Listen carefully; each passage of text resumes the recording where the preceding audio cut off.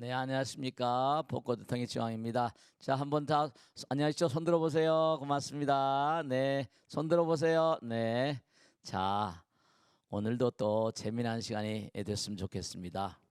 우리가 이 세상을 살면서 여러 가지로 초래되는 발생하는 모든 그런 그 사건들의 이면을 보면은 전부가 다 한 생각을 놓친 나머지 자기의 이익이라거나 자구의 이익이라거나 뭔가 서로 상호간에 이해를 제대로 도모하는 그런 측면이 너무 취약해서 발생합니다. 오늘은 그러한 여러 가지 문제들을 한번 여러분들의 질문을 받으면서 해결해 보도록 하겠습니다. 자, 누가 첫 번째 질문해 보세요. 네, 네, 아유, 네, 오셨군요. 네, 말씀해 보세요. 네, 큰 스님, 네, 네, 네, 안녕하세요. 안녕하세요. 오늘도 이뻐 보입니다. 네. 무인선을 사랑하고 부처님을 좋아하는 명불성입니다. 네, 네, 고맙습니다. 네, 화면을 통해서 스님을 배우니 더욱 반갑고 오늘따라 많이 행복합니다. 네, 고맙습니다. 네. 얼마 전에 식당을 갔어요. 네, 네, 네. 아이가 있다는 이유로 손님을 막는 걸 보았습니다. 네, 네, 네, 네. 그러시. 아쉽게 돌아서는 애기 엄마를 보고 네. 제 자식 같아서 아, 안쓰럽고 마음이 짠하여 네, 네. 너무나 많이 딱하더라고요. 네. 그런 걸 어. 노키즈존이라고 한다는데 네, 네. 너무 당당한 차별에 어. 당황스럽기도 합니다. 네. 이런 것도 취향의 차이로 봐야 하는 걸까요? 네. 네. 선생님께 여쭙고 싶습니다. 네, 감사합니다. 고맙습니다. 좋은 질문 감사합니다. 우리가 이 세상을 살면서 서로 전부 다 이해가 상충되거든요. 사업을 하신 분들은 뭐냐면 좀 조용한 분위기에서 그 고객들을 맞이하고 싶을지 모르겠어요. 근데 이제 또 오신 분들 가운데 또 자녀들을 동반하신 분은 많이 계시잖아요. 그러니까 또 자녀들이 뛰어다니면서 여러 가지로 소란을 피우면 고객들에게 미안하고 하니까 노키존이라고 그러죠. 어느 나라는 그걸 인정하고 어느 나라는 인정하지 않고 우리나라에서도 그 어린 아이들이 식당에 들어오게 되면 들어오지 말라 이렇게 하는 걸 그 인권 아동 권리 침해라고 그래가지고 국가인권위원회에서 그러지 말라고 한데도 불구하고 음식점 측이나 어떤 여러 가지 고객들을 상대하는 그런 그 어떤 그런 사업체에서는 그걸 별로 좋아하지 않아요. 그 또 부모님들 가운데 자녀들을 갖다가 이제 동반해서 오는 그런 분들을 bad parents라고 그래가지고 no bad parents 이른바 말하면 아이들을 동반하는 그런 엄마 아버지를 뭐냐면 나쁜 엄마 아버지다, 나쁜 부모다 이래가지고 차별을 하기도 합니다. 그러니까 이게 참 이해가 상충되니까 서로 뭔가 이렇게 좀 이렇게 이해를 해야 할 텐데 그런 얘기 있잖아요. 아이는 뭐라? 아이는 어른의 아버지다 그런 얘기했거든요. 자기들 다 옛날에 전부 다 뭡니까 어린아이였던 시절이 있는데 그런 걸 이해를 잘 못하죠. 근데 참 이게 어느 나라 네덜란드 같은 데는 음식점 같은 데도 전부 다 이른바 말하면 웰컴 키즈라고 그래가지고 아이들을 다 받아들이는 게 이른바 상례화돼 있어요. 그래서 나라마다 혹은 또 지역마다 취향이 다 달라요. 그래서 우리도 좀 이제 뭔가 이게 공론화돼서 아이들을 좀 옹호하는 그런 그 분위기로 가야 할 텐데 참 이게 어려운 겁니다. 사람들이 안타깝기가 한량이 없는 게 그 호모사피엔스라고 그러는데 인간이 인간답지 못한 서로 이해하지 못하는 그런 애들을 우리 주변에서 너무나 자주 보게 될 때 너무 안타깝습니다. 그래서 우리가 이 정말 이런 사회적으로 뭔가 컨센서스 있던 어떤 그런 그 아이들을 위하는 그런 그 정말 풍조가 정말 강화돼야 되겠다. 제가 볼 때는 그 어린 아이들 키우는 부모들을 좀 부모들에 대한 교육, 어린 시절서부터 아이들을 사랑하는 교육을 국가 전체적으로 그런 어떤 분위기를 양성해야 되지 않을까 그런 생각을 해봅니다. 이건 교육의 근본적으로 대한민국 교육의 어떤 문제점이다. 그런 생각을 해봅니다. 차별심이 너무 많고 자기의 이익만 생각하고 자기도 예전에 어렸을 때 전부 다 어린아이였었는데 말씀죠. 그래서 이것은 아이들이 정말로 어디 마음대로 엄마 따라서 가기도 힘든 그런 시대가 왔는데, 이 방송을 보시는 분들만이라도 정말 아이들을 웰컴 키스, 정말로 전 네덜란드가 어디서 그런 존이 있다고 그럽니다. 그러니까 우리도 그런 마음가짐으로 아이들을 좀 키워야 되지 않을까.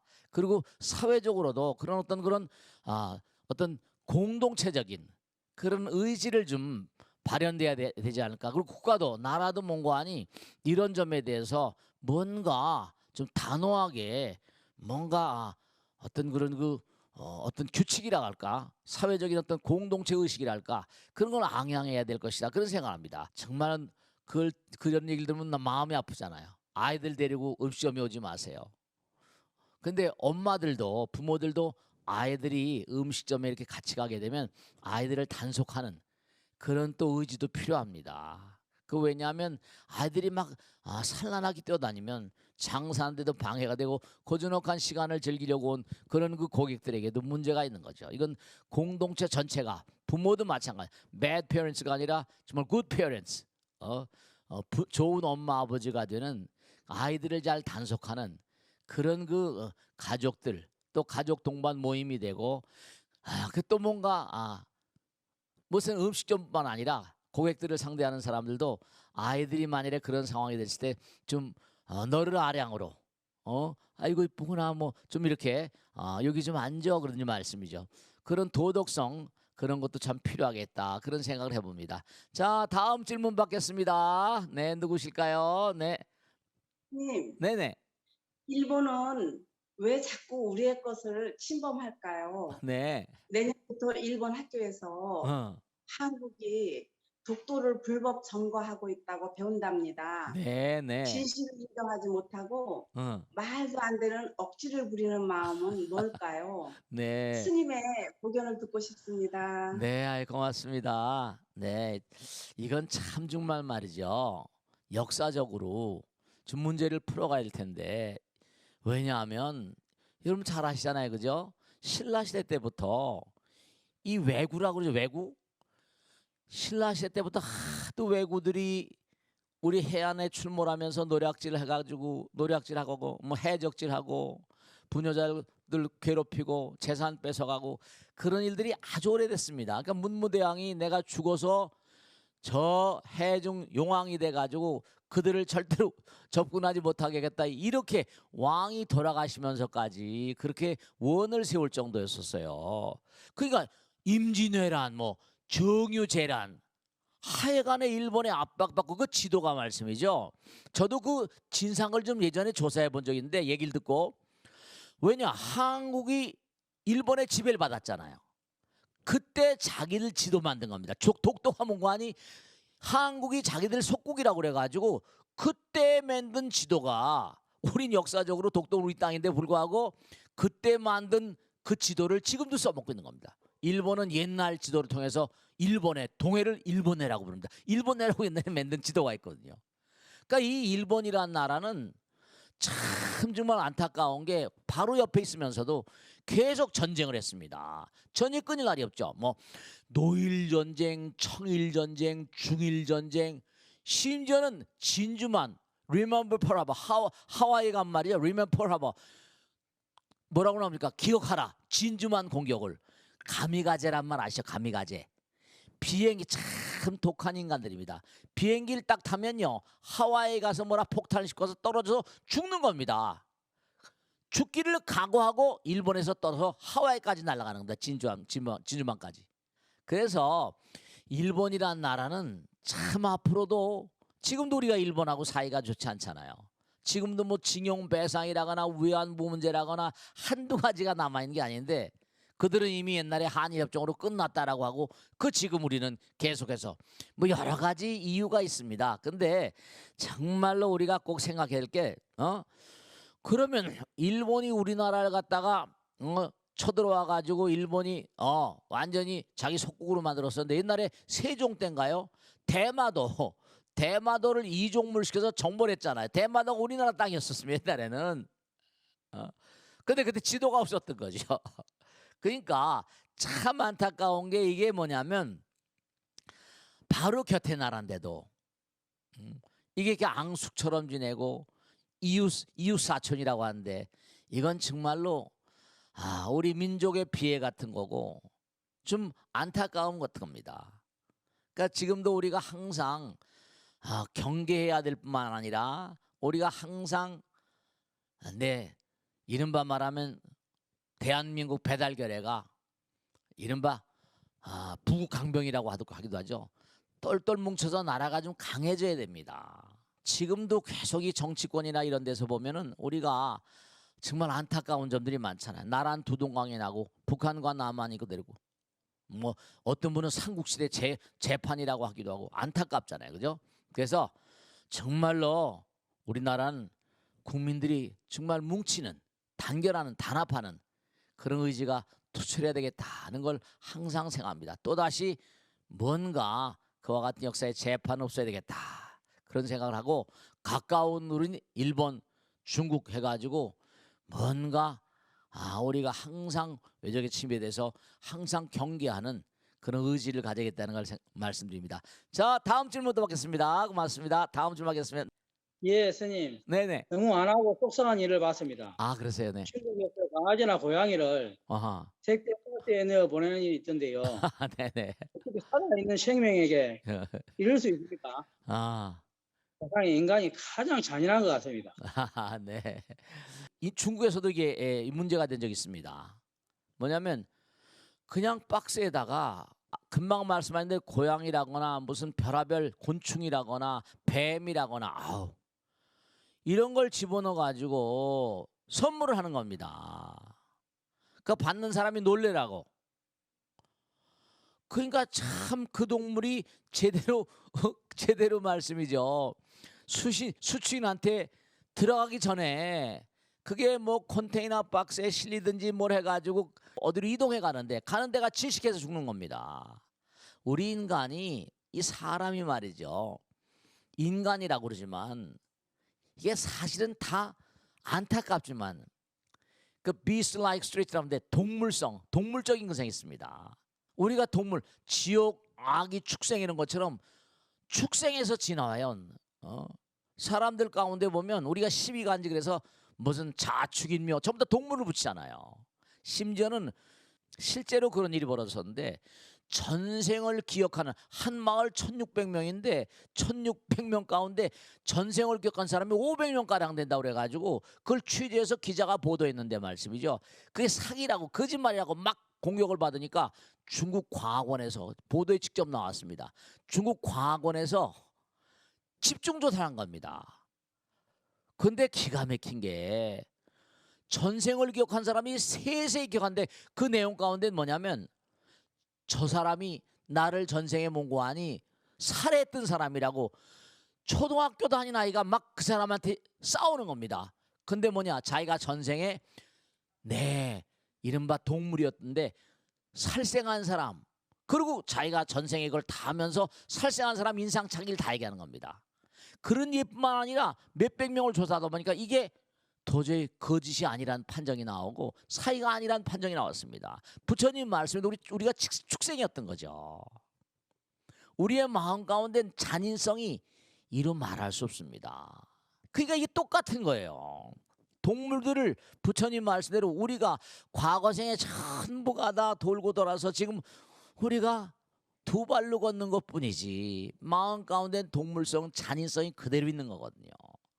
잠을 자는 꿈을 꾸다 보면 그 꿈을 연구하는 학자들 얘기 들어보면 기가 막힌 게 있는데 꿈속에서 인간은 말이죠.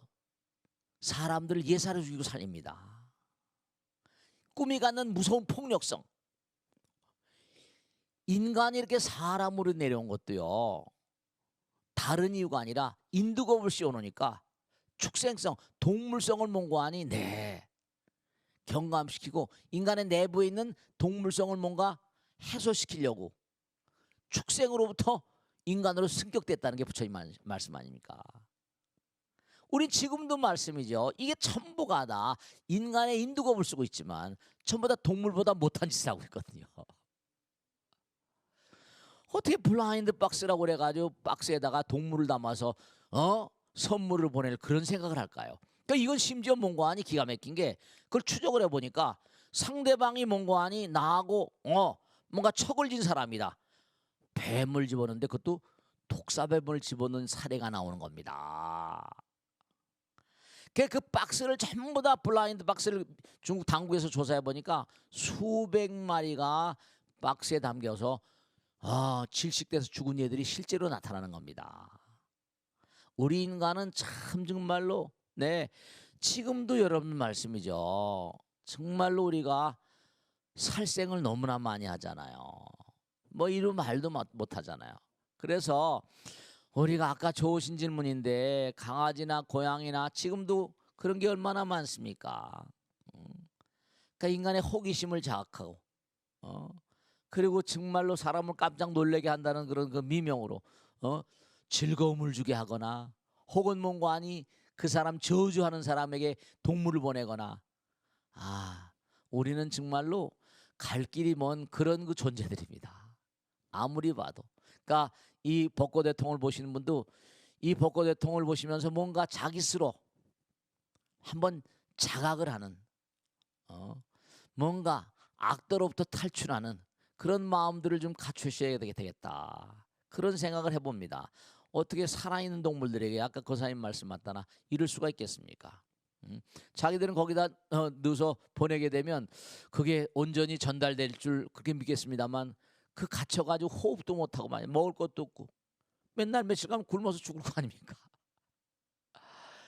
너무 안타깝고 정말로 애석한 일인데 우리 인간의 마음 가운데는 잔혹하기가 이름 말도 못합니다. 하나만 더 말씀드리면 그 아기들이 말이죠. 아기들이 벌러질 갖고 노는데 벌러지가 꿈틀꿈틀 대잖아요.